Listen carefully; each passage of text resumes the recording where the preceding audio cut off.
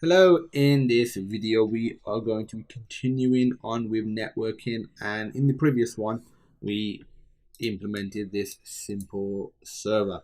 Now what we're going to do is implement a client that actually connects to this, and we'll actually be running these files from the terminal. If you are on Windows, just install Python and just run it via the command line.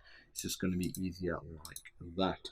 So you can use any IDE. I'm still currently using IDE 8. Okay, so on this client file I've created, I've saved it in the same location as my desktop, or as the other file, which is right here. You can save it wherever you want, I guess, because you just make it easier to specify, but you can save it wherever you want.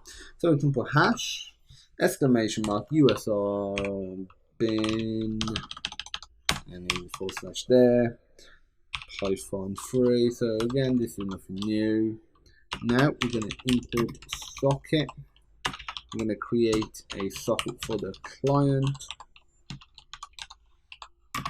equals socket.socket, and again we are going to be essentially just putting this right here. So what we'll actually do is copy what we need exactly. So we'll need these 3 lines. So I'll just say to Tom, copy that, paste that. Again, I'll rename it to client. It's a separate file. It doesn't really matter, but it's just easier, when you're looking at it, be like, okay, that's the client one. Okay, so now we're going to do client socket.connect host port.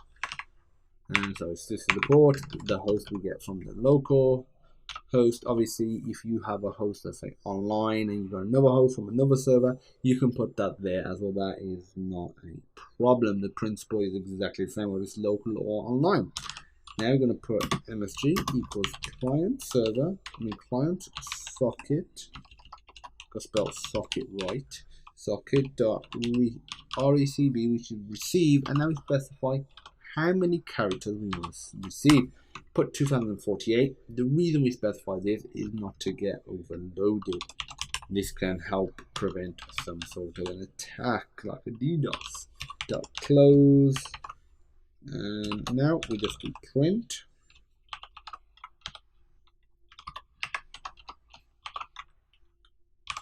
msg.decode, and now we put ASCII. So this is a message that we've received, and so if I save that, I open up terminal.